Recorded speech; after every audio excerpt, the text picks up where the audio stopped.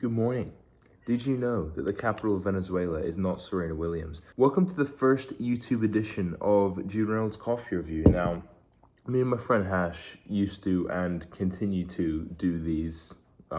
He does them on a weekly basis. I used to do them on a weekly basis. He tries all types of new ones. Anyway, let's give this a try. This is a 24-hour marinated, all right, cold press or brew. Cold brew. Makes it, he puts like granules. No. He puts something in a filter. He puts coffee in a filter. He puts water in it, closes it up, and then it just sits there. And then after 24 hours, there's like a nubbin. Oh, I hate that word. Is a nubbin at the bottom. And we have like a glass vase looking thing underneath it to catch the coffee. And then you go with the thing, take it off, and the coffee goes all the way out, and then you get cold brew, and that's how we make it. So overall, it's been a while since I recorded that clip. Overall, I'm gonna give it, like, you can't get more coffee than this. I know you know exactly what I mean. So I'm gonna give it 9.1, all right? It reminds me of coffee that, like, doesn't taste like ass, all right? That's what it tastes like. So highly recommend, come on down to my house and then get yourself a try of that, and I'll hook you up, all right? Let's go to the gym.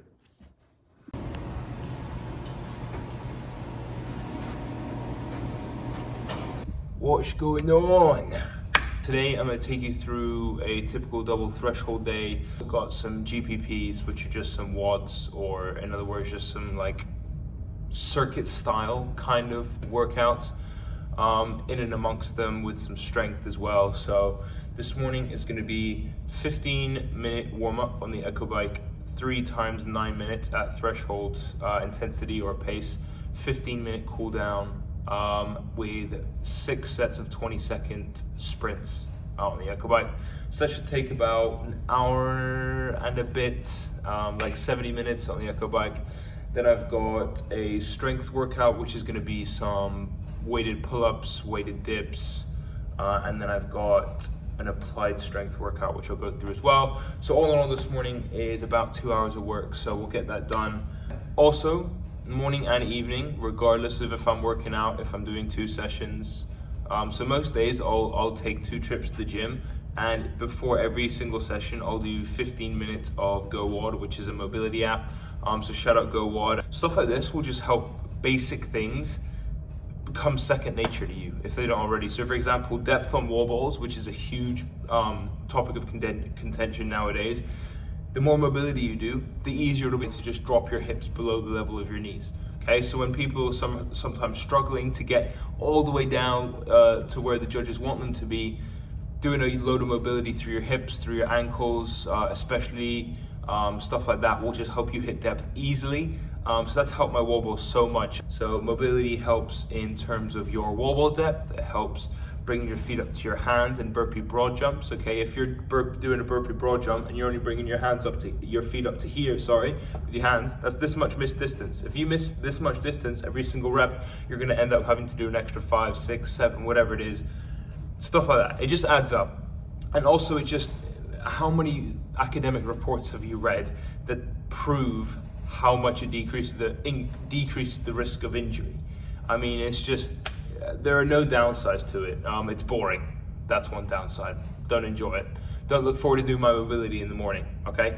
Not something that gets me out of bed, but I've reaped the benefits from it, and I just highly recommend it. So if you were, keen about not getting injured, just saying, do something about it. Shout out GoWOD. But yeah, speaking of which, let's get started.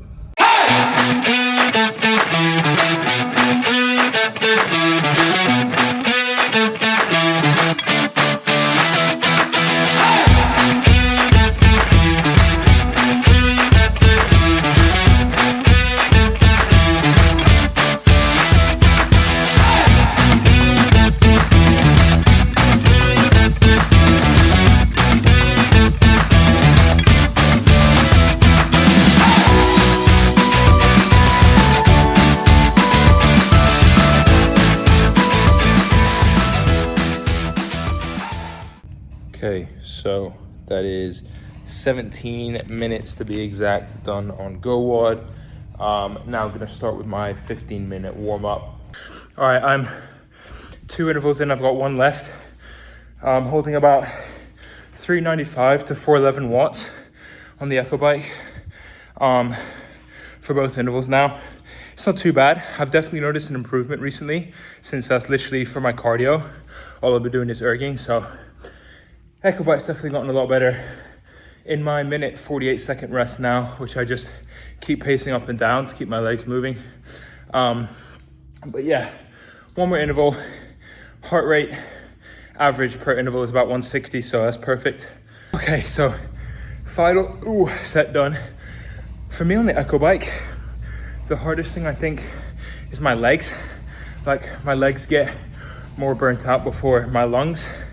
Nothing crazy, but maybe a suggestion: lower body strength, endurance, muscular endurance might need a little bit of improving. But then again, when I race, wall ball is one of my favorite stations, one of my best stations. So I don't know, 85% of the time in zone 4. I've now got 6 sets of 20-second sprints. Then I've got 15-minute cool down. And that'll be it for my Echo Bike session.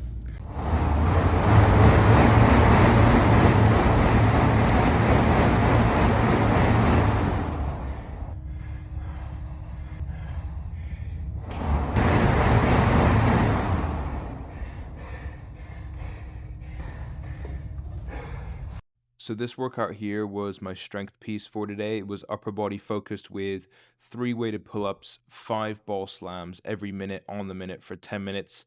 So once you finish those 2 exercises, rest for the remainder of the minute, and then at that new minute, start again. And you've got 10 rounds of that. So this one here, I did 35 pounds for my weighted pull-ups, which is about 16 kg, and then 40 pounds for my ball slams, which is about 18 kg. I had to really unorthodoxly, unergonomically, somehow do these weighted pull-ups with a dumbbell because I don't have a weight vest or anything more practical. So if any of you know a more ergonomical way of doing weighted pull-ups than this, because my inner thighs are now sore. So let me know about that. But also for the ball slams, make sure you slam it from the top. Please don't just drop it, because that's not going to help anything. Yeah, I wanted to get 1 more piece in this morning, but my parents and sister are leaving for the airport. They're leaving the island today, so I got to go back and say goodbye to them. Didn't quite have time to finish that off, unfortunately, but yeah, I'll get that done this afternoon with my second session, so that's fine. I've got another threshold workout, hence double threshold day. I'm going to do that on the ski erg, and then I've got a few strength pieces and a GPP. Now I'm going to go home, get some food, eat one of the same 3 meals I'll have for breakfast every day, which is what everyone in the fitness industry says, because I'm not someone that needs a whole ton of variety. Once in a while, I am the biggest sucker for a cheat meal. Like, for me, food is by far the hardest part of competing at a high level. It's not the training. Like, training's tough, and you know, when you train 3 to 4 hours every day, it's hard to keep that up. But for me, even harder than that is the diet. Yeah, I have a bunch of friends. I was actually I met up with a couple of friends yesterday for lunch, and they were saying, oh, I'm struggling to put on weight, this and that. I understand people have trouble with that. I personally cannot relate to that in any way. I struggle to keep off weight. Like, for example, what was it the other day? I had 5,000 calories just because of how much I trained in order to sort of maintain, and I struggled not to overeat. Like, I could have easily eaten 8, 9, maybe even 10 that day if I wanted to. It's just, for me, it's been the complete opposite, and I've always been jealous of the people that struggle to put on weight, because I struggle to keep it off. And I just think if you're in a position where you struggle to put on weight, be happy, okay? Because I'm telling you, without a doubt, that is the easier side of the spectrum to struggling to keep off weight. I'm telling you this. So be grateful. I'm jealous of you. And yeah, I'll actually take you guys through a cheat meal one day, because they're pretty big. I do prep for it for like a week, as in, like, my deficit is according to the surplus I'll be in on that day, so I don't actually suffer for it for weeks on end. Having to go into like a massive like steep deficit, not a good idea. But yeah, I love food. It's an issue. I'll see you at home. So a really common lunch for me is cashew cereal. It's basically this like high fiber, high protein cereal with low fat vanilla yogurt. Those are the macros. Sometimes it's with almond milk, but if you want extra protein, this is super good to have with it, and it tastes better than almond milk. So it's kind of like a double win.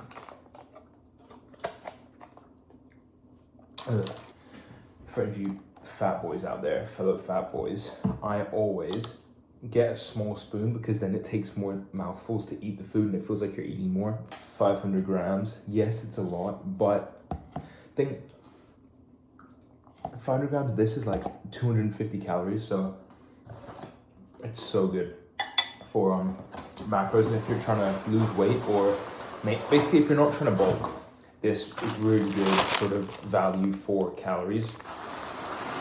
Also, if you do this, make sure to put the cereal in first. I kind of messed up because otherwise it's really hard to mix because it goes everywhere. I'll usually put in 70 grams.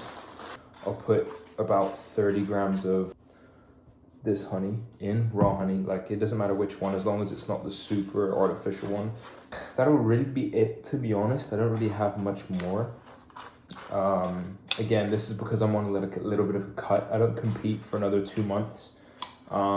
So this is pretty much the perfect time to be cutting down, and then a month out, I'll usually just try and maintain my weight, which will mean upping my calories from, I mean, it depends on the day, by about 300 to 500 a day to go into maintenance. But yeah, because you don't really want to be losing weight weeks up until your competition, because when you're in a cut, essentially your body is technically deprived of energy, and it makes recovery a little bit harder and or take longer. So 30 grams of this. And yeah, you don't want to stunt recovery weeks out. Whereas if you're slightly under recovered a couple of months out like I am now, I don't feel it that much because the deficit is slight. You don't want to cut on a massive deficit, because although it happens quicker, and it's also harder to train optimally because your energy levels are going to be biologically lower than if you had a calorie, either maintenance or surplus. So yeah, this is what I'm going to do for now. If I have some calories left over, I usually have them later on in the evening, which I'll show you later. But now I'm going to do a bit more work, and then and then I'll probably leave like in an hour or two to the gym. I've got to tell you the macros. So this meal here is 530 calories with 50, mid-50s grams of protein and 100 grams of carbs. So pretty perfect. I'm also gonna have a banana with it, which will up the carbs by about 20 to 30 grams and up the calories by 100. But yeah, that'll be this meal. Okay, so I've been working for a few hours now, just sort of updating a couple of one-to-one clients with their programs. Both are building towards a high rocks, a third is just about weight loss and muscle gain, general fitness. So I do a bit of both. So I'm coming out with an app soon, and then everything will be so much cleaner. I have standalone and baseline high rocks programs, beginner, intermediate, and advanced, 6-week, 12-week, and 16-week. And right now, as you can see, sort of still working through this a little bit. This is currently, I'm working on my advanced 12-week program. Once I've finished the 16-week ones, I will then start to try and sort of incorporate it into the app and then get that launched. I'm really excited for it. The amount of time, thought, and effort I put into these programs is like crazy. So I really hope when they come out that you guys like it, because right now I'm just working with one-to-one clients, but I'm also looking forward to putting out these sort of set programs that are going to be cheaper than the one-to-one slots, which is just sort of if you want to get into shape, if you want to sort of train more hybrid, if you want to have a more structured regime, 3 ability levels, and everything is sort of periodized within each of these programs. But yeah, do another couple hours of work and then gonna get a little bit of something to eat, and then we're going to the gym again.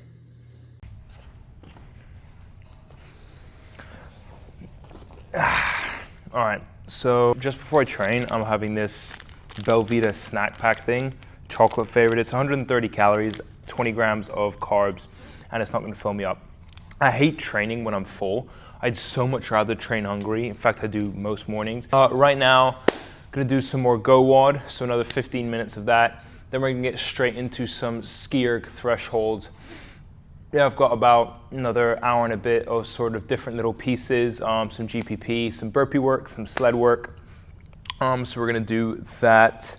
Shout out to the best water company in the world, X Endurance. Didn't know you guys did water. I forgot my water bottle, so I had to go and pick some up. Anyway, yeah, I'll take you through today's session. Again, the purpose of double thresholds is to increase the amount of time that you are in your threshold zone, that your heart rate is in zone 4, which is really helpful for high rocks because the majority of the race is done at threshold pace or in the threshold area, because you can't sort of sit in zone 5 for an hour and a half despite what your watch says. You're not going to be truly in zone 5 for an hour and a half. Also, at the same time, the reason you don't want to do double threshold days every day is because that's too much high intensity for your body to be able to consistently recover from within an 8 to 12 hour window. Okay, so if I was to do the same thing tomorrow and the day after, maybe I could do it tomorrow at the same pace. But the day after that, my heart rate would spike way too easily because my body is so under-recovered. And that's just a symptom of under-recovery. If you notice that you can't hit the paces that you have been able to do the past couple of days, despite, and your effort level is way higher, and your heart rate's way higher, even though your paces are a little bit slower, the likelihood is that you're probably a little bit under-recovered. So that's why I don't do it every day. The hybrid engine spaces them out really, really well. Okay, so that's my warm-up done. I'm now going into 4 by 4.5 minutes with 90-second rest. If it is any workout that you can feasibly set on a C2 monitor so you can see your exact splits, do it. It's worth doing it if you care about progression, if you care about objective data or just data. Make sure you set your screen so that you can go back after, look at the memory, see your splits, so that next time you go, oh, I held this heart rate doing this pace, 2 months in the future you held a quicker pace with the same heart rate, or you held the same pace with lower heart rate. Either way, that's just a great sign that you've improved in your fitness. If you're thinking, have I progressed? I don't know. That's just a great way to see if you have. So I'm going to go to intervals time, 4.5 minutes with a rest period of 1 minute 30, and my aim here, I'm going to call it right now, every single interval is going to be 146.5 per 500 meters. 146.4. I'm going to try and get 3 more intervals at 146.4.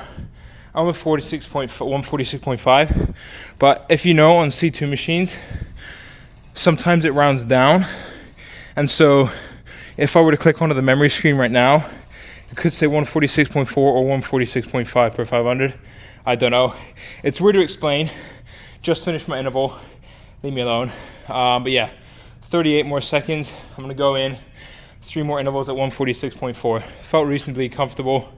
That's looking to be around race pace. So yeah, should be able to hold up.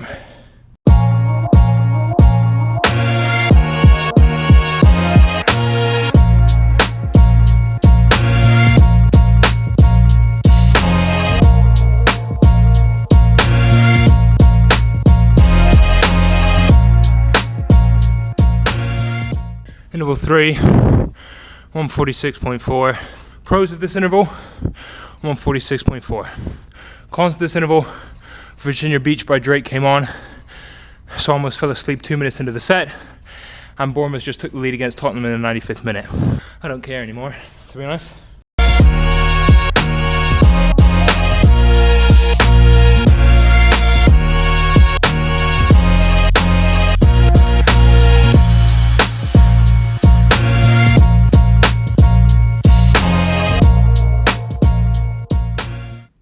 Oh, and I forgot to mention, Matoma, who I just took out my team, after doing nothing for 4 weeks, just scored. So, and I didn't even hit my splits for, fish. Get a load of this guy. Machine lied to me. You see what I mean? These 146.3s, along with this 146.4, all appeared on my screen as 146.4. So that's why I said, always check your memory. And the thing here was I kept forgetting. So these are the exact meters I did. 1268, 1269, 69, 69. So I kept forgetting if I did 1268 or 1269. So I just held the 146.4 as it said on the screen, and then sort of hope that was okay. But whatever, it doesn't actually matter that much.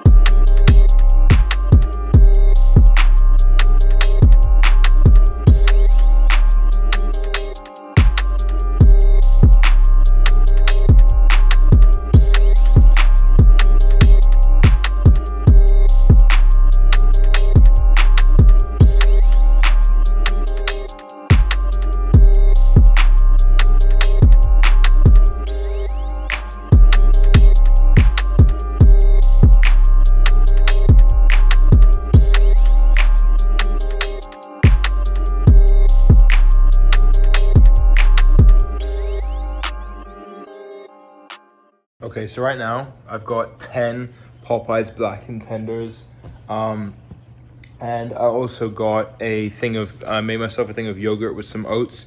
I realized I'm on 1,600 calories, and to be in a deficit, I can eat another 2,000. So I'm gonna eat about another 1,200 here, and then sit at about an 800 deficit, which for me is fine right now, because I'm not always in an 800 deficit. Some days I'm in a 200 surplus. Some days I'm in a 400 deficit, 800 deficit. I eat, and I only eat more if I feel like I really, really crave it, because it's very rare that I don't. So if I can get to the end of the day not craving food, that's a huge win. But yeah, I've got this now. I'm in all different types of heaven right now. I'm loving it. So, not McDonald's, actually. So I'm gonna eat this, do some more work, and yeah, probably update you guys in a bit. Okay, and that pretty much wraps up a day in my life. I know, enthralling, right? When was the last time you heard that word? I'm currently now onto my 16-week plan, so I've just got one set of 16 weeks for beginner, intermediate, and advanced for the Hyrox baseline programs.